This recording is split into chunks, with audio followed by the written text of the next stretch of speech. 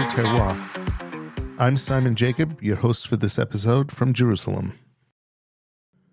Before we get started, no matter where you are, please take a moment to pray for the safe return home of all our soldiers. If you're driving in your car, please focus on the road ahead. If you're relaxing at home, please open a delicious bottle of kosher wine and pour a glass, sit back, and relax. Have you ever watched a winemaker walk their vineyard? If you pay close attention, you'll notice something interesting. They don't spend a lot of time looking at the sky. They don't even spend most of their time looking at the leaves or the grapes. They look down. They kick the dirt. They crouch down, scoop up a handful of earth, rub it between their fingers and smell it. I've even seen a few of the old school viticulturists touch a pebble to their tongue. To the casual observer, it looks a little crazy, but to the winemaker, that handful of dirt holds the entire identity of the wine they are trying to create. Welcome back to the Kosher Terroir. I'm your host, Simon Jacob, and today we are getting our hands dirty, literally. We are embarking on a deep dive into the very foundation of wine. Over the next few minutes, we are going to explore the 7 layers of our vineyard underworld.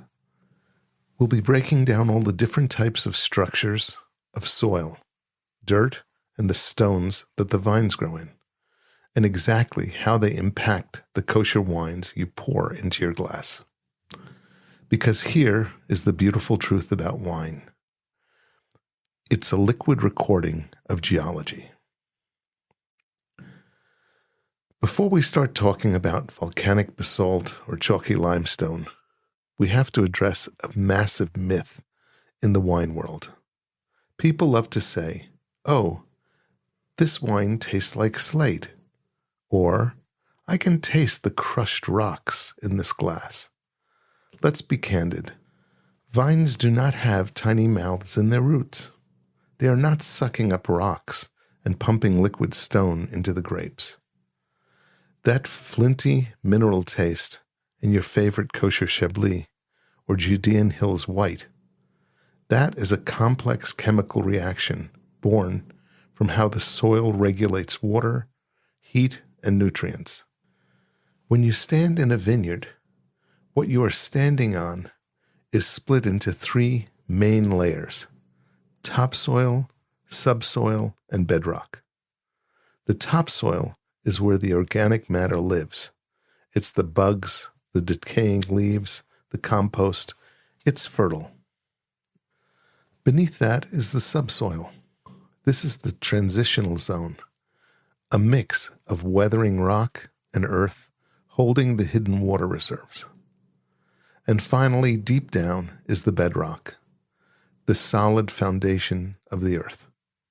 Now, here is the secret to great wine, and it's a concept that feels a bit counterintuitive.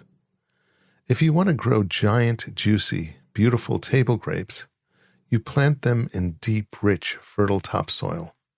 The vine drinks, it eats, it gets lazy, and it produces huge clusters of watery grapes. But wine grapes? Wine grapes are masochists. They need to suffer. There is an old French adage that says a vine must look at the river, but never touch it. When a vine is planted in poor, rocky soil that drains water away immediately, the vine panics. It realizes that survival is not guaranteed. So instead of wasting its energy growing lots of green leaves, it sends its roots plunging down into the earth. I'm talking 10, 20, even 40 feet deep. It forces its way through the microscopic cracks in the bedrock, searching for single drops of moisture. Because the vine is stressed, it focuses all its energy into reproduction, into its fruit. The resulting grapes are smaller, their skins are thicker, and the sugars and the acids are incredibly concentrated. The struggle is literally what creates the depth, the tannins, and the complexity in your glass. But as kosher wine lovers, our relationship to the soil goes even deeper than the viticulture. It's written into our halacha, our laws. Think about the agricultural mitzvot we observe. Take Orla. For the first 3 years of a vine's life, we are forbidden to use its fruit. From a purely agronomic standpoint, what is happening during those 3 years? The vine isn't producing much fruit anyway, but because we leave it alone, it's forced to focus its energy downward, establishing that deep root system in the subsoil. And then there's Shemitah, the sabbatical year. Every 7 years, the land in Israel must rest. I was talking to a vineyard manager in the Galilee recently, and he told me a story about the Shemitah year. He said that leaving the land fallow is terrifying from a business perspective. But he noticed something incredible. The year after Shemitah, the soil, which hadn't been worked, turned over, or manipulated, had regenerated its natural microbiome. The earth breathed, the natural flora and fauna returned, and the wines produced in that 8th year possessed an energy and vibrancy that he couldn't replicate with any fertilizer on the market. Thousands of years before the modern wine world invented the term biodynamic farming, Jewish law understood that the soil is not just a factory for our use. It's a living, breathing entity that requires respect, rest, and boundaries. When we respect the soil, it rewards us in the glass. So what exactly is in that soil? What happens when a vine hits an ancient lava flow versus an ancient seabed? Let's dig a bit deeper. Here we are moving out of the general anatomy of a vineyard and stepping directly into the most dramatic of the 3 major rock families: igneous or volcanic soil.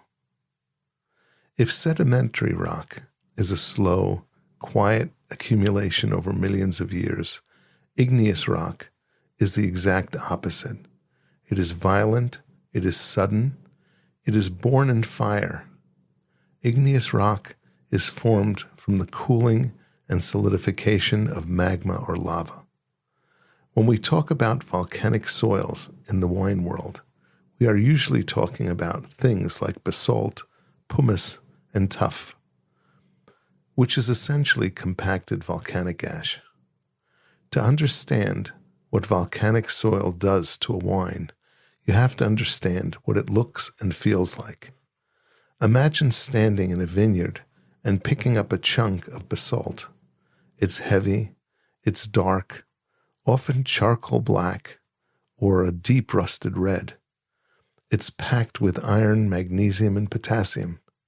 And if you look closely, especially at pumice or tuff, it looks like a hard sponge. It's full of tiny little air holes created by gas bubbles escaping as the lava cooled rapidly on the Earth's surface. Those little holes are an absolute miracle for a grapevine. Why? Because they act like microscopic water reservoirs. Volcanic soil is famous for its incredible drainage. Water flows right through it, which, as we learned, forces the vine to dig deep. But those tiny pores trap just enough moisture so that the vine doesn't completely die of thirst during a blistering summer. It is the perfect balance of stress and survival. Now, when you think of volcanic wines, your mind might jump to Mount Etna in Sicily or the Canary Islands. But for the kosher wine drinker, we have a world-class volcanic terroir right in our own backyard, the Golan Heights. If you have ever driven up through the Golan Heights, you know exactly what I'm talking about. You cross the Jordan River, start driving up the winding roads, and the landscape completely changes from the rest of Israel. Suddenly, scattered everywhere across fields, are these jagged black basalt boulders. You can look out and clearly see the peaks of Mount Bental or Mount Avital, dormant volcanoes that hundreds of thousands of years ago violently erupted and paved the entire plateau with liquid fire. Over millennia, that hard basalt slowly weathered and broke down into deep, iron-rich, well-draining soils. I remember visiting a winery in the northern Golan near Odem, elevations pushing over 1,000 meters. The winemaker pointed to the soil. It was this rich, dark, reddish-black color. He told me, "This dirt is like a battery. It absorbs the intense Middle Eastern sun all day, and at night, when the temperature plummets, it radiates that warmth back up into the vine's canopy." But what does that fire actually taste like in your glass? Wines grown in volcanic soil have a very distinctive signature. Because the soil is so rich in iron and minerals, the wine often possesses a savory, almost bloody or rusty quality. There is a tension to them, a high-toned acidity. If you pour a Syrah grown in the basalt of the Golan Heights, or perhaps one from the volcanic plots managed by Dalton Winery, yes, you will get the beautiful dark fruit, but underneath that fruit, there is a smokiness, a scent of crushed black pepper, warm earth, and sometimes a literal hint of struck match or ash. It's a wine with a backbone, a wine that tastes like the geological violence that created it. But fire is only one way to build a vineyard. What happens when instead of volcanoes, your vineyard used the bottom of a prehistoric ocean? We are moving from the violent fires of volcanic soil into the slow, patient, and deeply historical world of sedimentary soils. If igneous rock is the earth throwing a sudden, violent tantrum, sedimentary rock is the earth keeping a diary, patiently, page by page, over hundreds of millions of years. Sedimentary soil is born from water and time. It's made of particles, sand, clay, pebbles, and organic matter that are carried by rivers and wind, settling at the bottom of lakes and ancient oceans. Over millennia, the sheer crushing weight of the water above compresses these layers into solid rock. When we talk about the greatest vineyards in the world, we are almost always talking about one specific family of sedimentary rock, limestone and chalk. I want you to picture the Judean Hills just outside of Jerusalem. It is the historical heartland of Jewish winemaking. When you stand in a vineyard there, say at Domaine du Castel or Tzorah, you are standing in the very same terroir where King David's contemporaries pressed their grapes.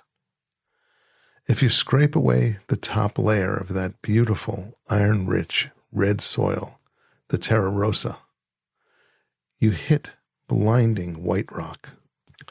I was walking a vineyard in the Judean Hills a few years ago with a winemaker, and he stopped, kicked at the white rock, picked it up, and handed it to me.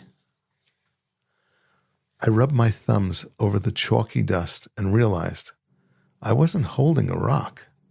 I was holding a perfectly preserved fossilized seashell.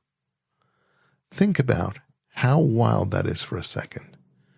You're standing 1,000 feet above sea level in the middle of a dry, mountainous Middle Eastern landscape, and you are holding a creature that lived at the bottom of a prehistoric ocean. Limestone and chalk are almost entirely made up of crushed skeletons, shells, and coral of microscopic marine life. It's pure calcium carbonate. But why does this ancient graveyard make such a phenomenal wine? It's about chemistry and water management. The limestone acts like a sponge, but a very stingy one. In the rainy winter, it absorbs massive amounts of water. Then during the hot, dry summer, it slowly, agonizingly doles that water back out to the vine's roots. The vine never drowns, but they never completely die of thirst either. Furthermore, the high calcium content of the limestone makes it very difficult for the vine to absorb nutrients like nitrogen. The vine is essentially put on a strict diet. It stays small, the canopy stays thin, and the grapes become incredibly concentrated. When you drink a kosher wine grown in limestone and chalk, whether it's a brilliant, crisp kosher Chablis from France or a deeply elegant Cabernet from the Judean Hills, you can feel it in your mouth. There is a spine to the wine, a mouth-watering, vibrant acidity that makes the sides of your tongue tingle. Winemakers often call this chalky tannins, or a dusty elegance. It's a wine that feels bright, structured, and profoundly alive. But limestone isn't the only sedimentary soil. We have to talk about its heavier, moodier cousin, clay. If limestone is a strict diet, clay is a feast. Clay soils are cold, they are dense, and they hold onto water tightly. Because clay stays cool, it delays the ripening of the grapes. It produces wines of massive power, plushness, and broad shoulders. If you love a rich, velvety, kosher, right bank Bordeaux, or a deeply colored, muscular Merlot from the Galilee, you are drinking the result of clay. Clay gives wine weight. It coats your palate, where limestone gives a wine skeleton and high-toned energy. Clay gives it flesh and muscle. And then, on the complete opposite end of the spectrum, we have sand. Sand drains instantly. It holds almost no water and very few nutrients. But sand has a superpower. Back in the late 19th century, a microscopic root louse called phylloxera wiped out almost every vineyard in Europe. But phylloxera cannot survive in sand. The loose grains collapse on the bugs, preventing them from traveling. Wines planted in pure sand are often on their own original rootstocks. Because sand is so light, the wines it produces are highly aromatic. They are incredibly floral, with very soft, gentle tannins.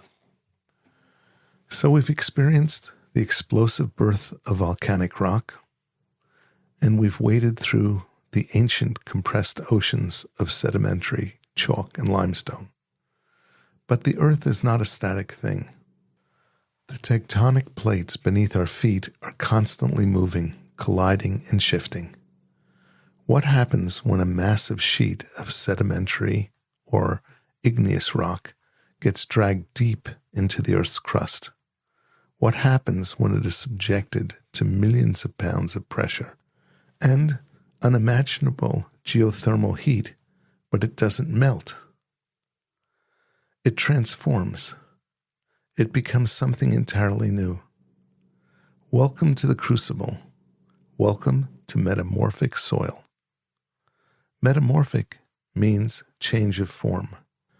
The most famous examples of this in the wine world are slate, schist, and igneous. When you hold a piece of metamorphic rock, you can literally see the pressure it endured. It isn't a solid, uniform block like basalt. It's flaky. It looks like a dense pastry made of stone pressed into thin, glittering sheets. To really understand this soil, I want to take you on a trip. A number of years ago, I found myself in Catalonia, Spain, driving up into the steep, rugged mountains of the Priorat region. Priorat is famous for making some of the most intense, brooding, spectacular red wines on the planet. And for the kosher wine lover, it holds a special place.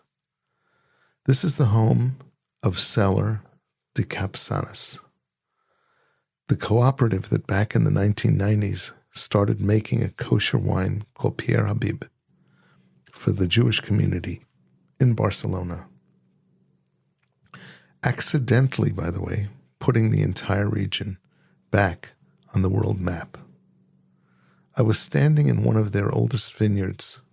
I say vineyard, but that word implies neat, nice, flat rows of dirt. This was essentially a cliff face.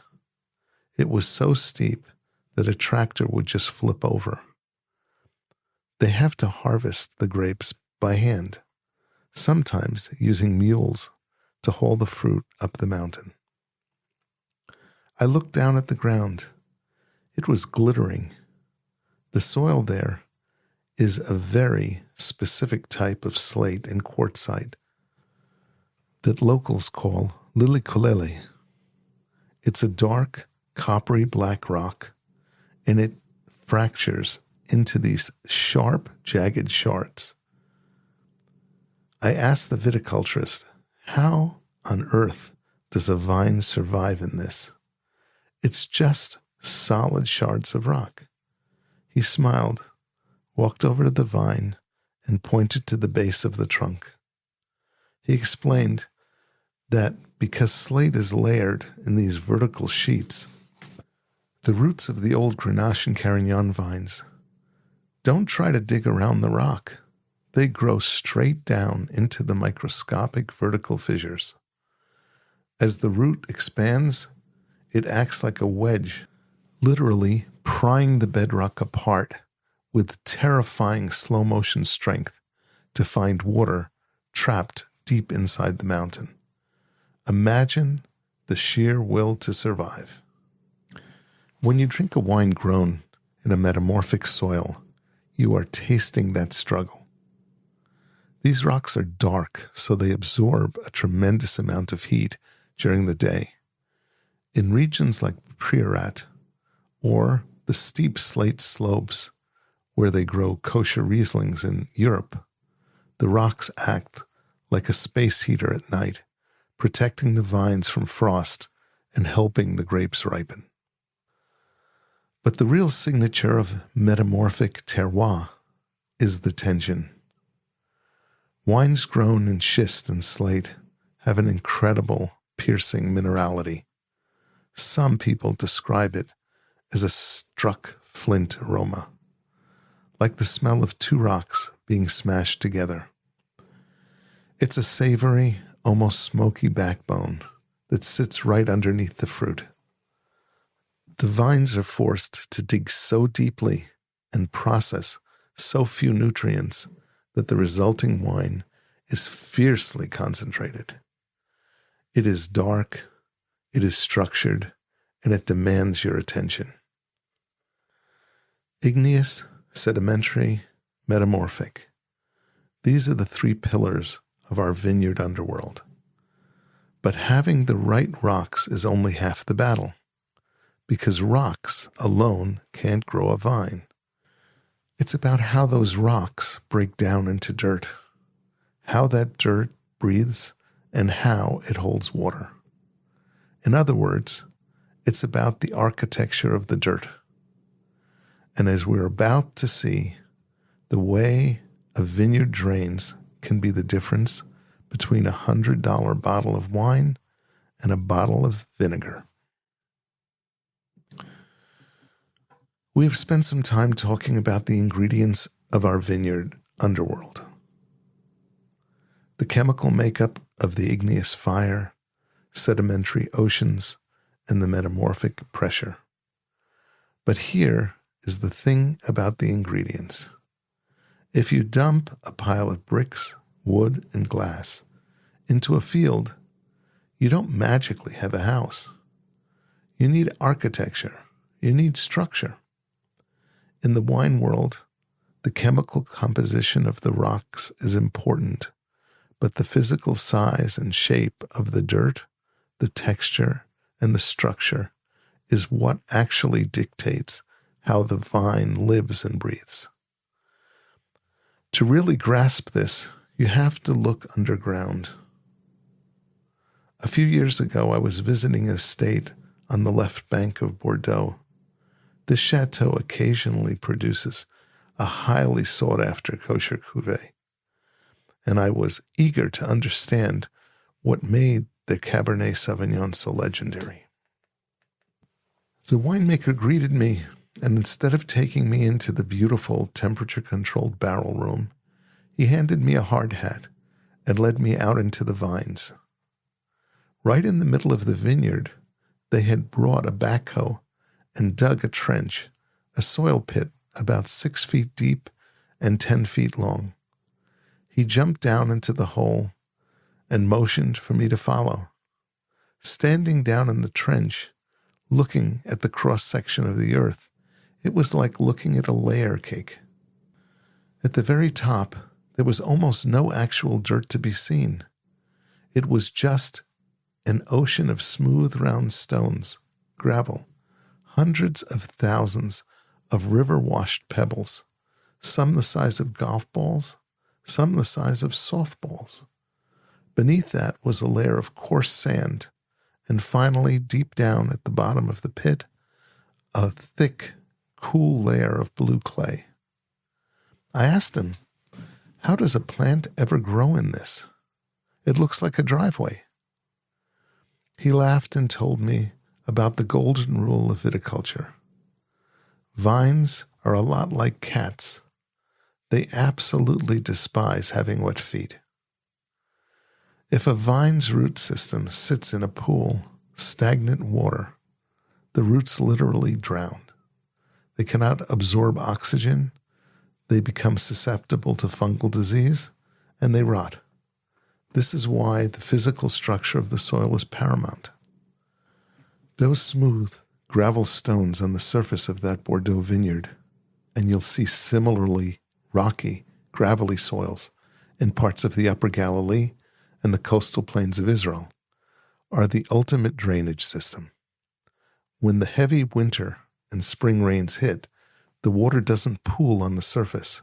It hits those rocks and instantly plummets downward, slipping through the cracks, rushing past the sand until it firmly hits the bottom layer of clay at the bottom, where it is stored for the long, hot summer. Because the water drops so incredibly fast through the gravel, the vine's roots have to sprint to catch it. Standing in that pit, I could see thick, gnarly vine roots, some as thick as my wrist, shooting straight down past the rocks, bypassing the shallow topsoil entirely, anchored deep into the earth. But gravel has a second, equally vital architectural purpose. Think about those smooth stones baking in the late afternoon sun. Again, just like the basalt in the Golan, gravel acts as a thermal mirror. It absorbs the heat of the day, and when the sun dips below the horizon and the cool maritime air rolls in, those stones radiate heat back up into the canopy of the vine. It keeps the grapes warm, continuing the ripening process long after the sun has gone down. When you open a premium kosher Cabernet Sauvignon from a gravel-dominant terroir, you aren't just tasting the grapes. You are tasting the physical architecture of that drainage.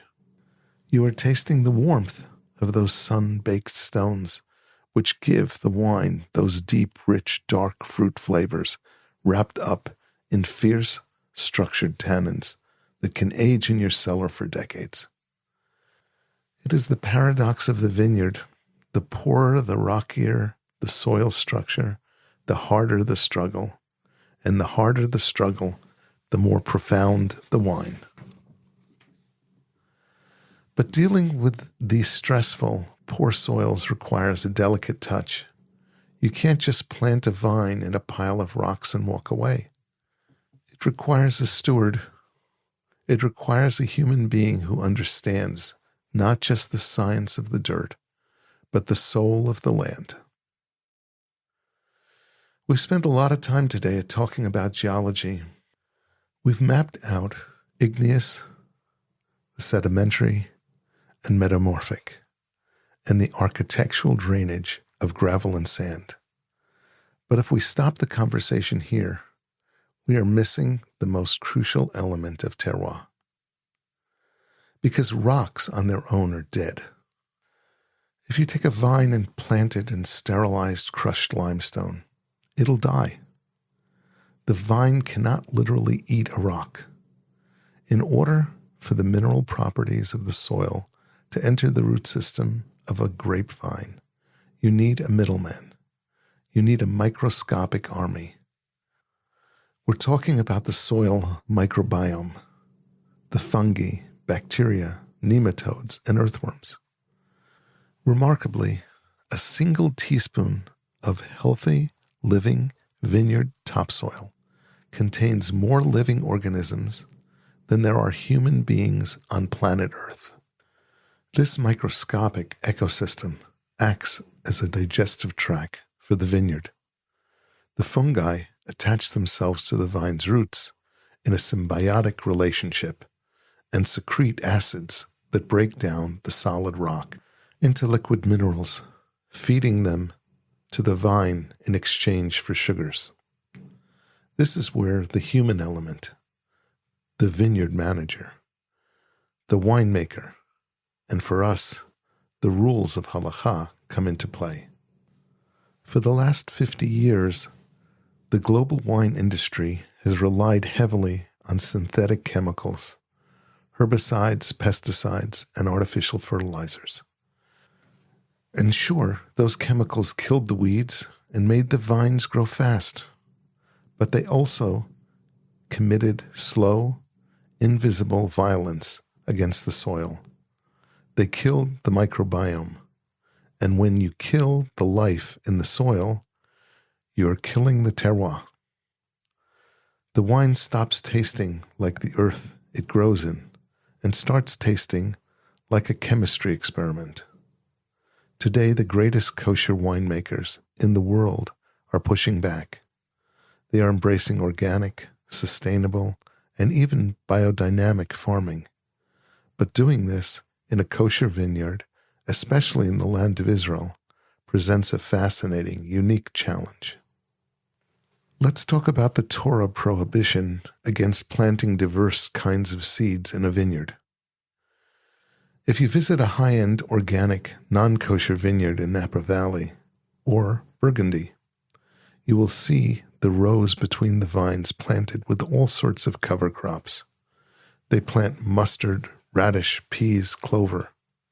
These plants naturally fix nitrogen into the soil, prevent erosion, and feed the microscopic army underground. But in Israel, a strictly kosher vineyard cannot just scatter vegetables or legume seeds between the vines. It's a direct violation of kilayim. The entire crop could be rendered unkosher. I was walking the rows with a vineyard manager in the Upper Galilee a while back, kicking the dirt as always. I asked him, if you can't use chemical fertilizers and halakha forbids you from planting these designer cover crops to fix your soil, how do you keep this dirt alive? He reached down and pulled up a handful of dark, crumbly earth. It smelled incredible, like a forest floor after a rain. Sweet, damp, and deeply alive. He explained that the restrictions of halakha actually force him to become a better, more observant steward of the land. Instead of importing foreign seeds, they have to meticulously manage the indigenous wild flora of the Galilee, allowing native, non-prohibited grasses to grow in the winter and rolling them flat in the spring to create a natural mulch that traps the morning dew. They utilize incredibly precise composting programs, using the discarded grape skins and the stems from the previous harvest to feed the earth. He told me the Torah forces us not to manipulate the vineyard, but to listen to it. When you drink a wine from a vineyard farmed this way, you can taste the vitality. The wine has an energy on the palate. The finish lingers just a little bit longer. It doesn't taste manufactured. It tastes grown. As a kosher wine consumer, when we hold a glass of wine, we are holding a product of incredible spiritual and physical stewardship. We are tasting the volcanic fire, the ancient oceans, and the sheer survival instinct of the vine, all guided by a farmer who is bound by ancient laws to respect the earth. Which brings us to the final and arguably the most important part of our journey. Now that we know what's happening beneath the earth, how do we actually taste it? We have traversed the fiery birth of basalt, the ancient oceans of limestone, the crushing depths of schist, and the microscopic living cities of the topsoil. We've explored how the strict, beautiful boundaries of halakha bind the kosher winemaker to the earth in a way that is utterly unique. But none of this matters if it just stays in the dirt. The entire point of the journey is what happens when you pull the cork. So how do you actually taste the terroir? If you take away one thing from this episode, let it be this. Tasting the soil is rarely about flavor. It's almost always about feeling. It is about texture, tension, and structure. I want you to try and experiment this Shabbat. Go out and buy 2 bottles of kosher wine.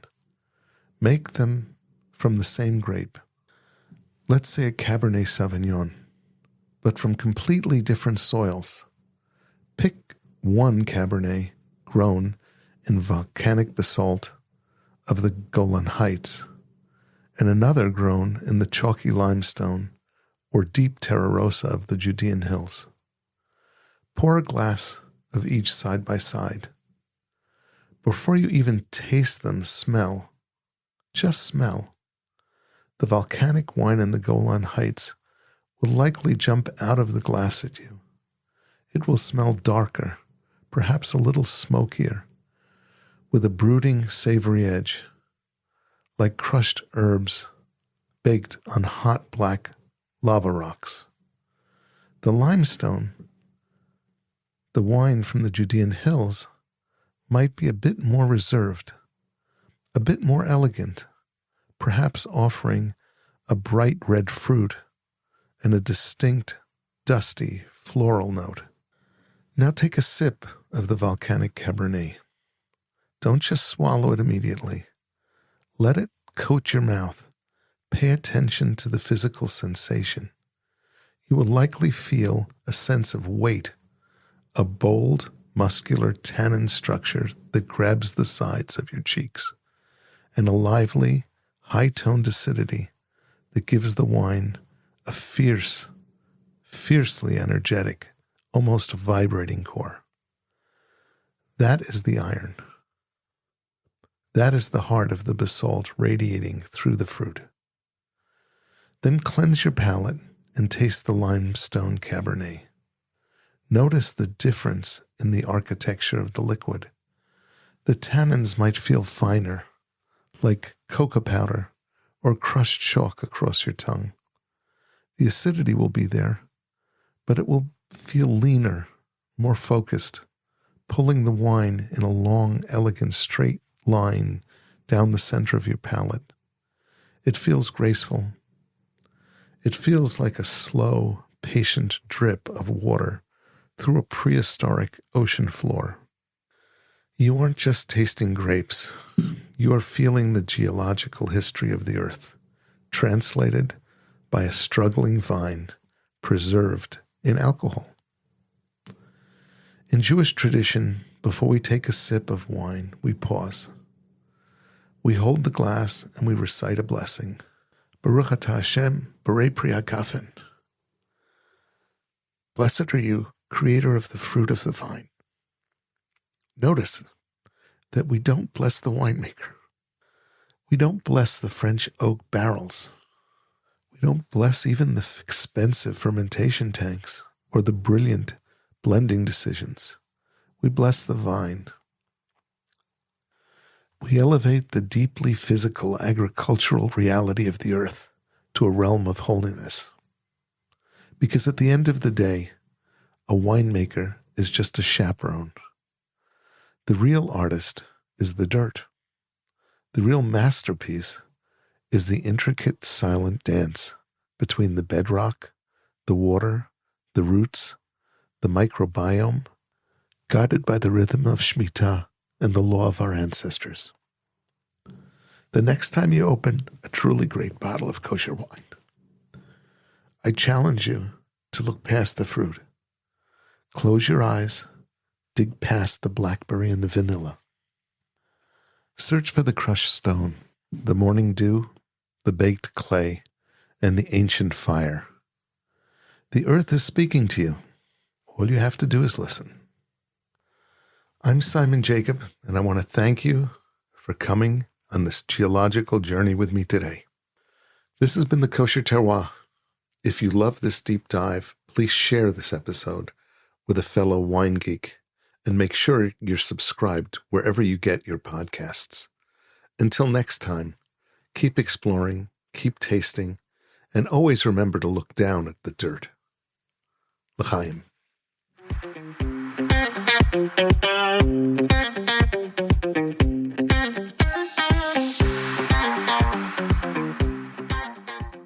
This is Simon Jacob again, your host of today's episode of the Kosher Terroir. Please subscribe via your podcast provider to be informed of our new episodes as they are released. If you're new to the Kosher Terroir, please check out our many past episodes.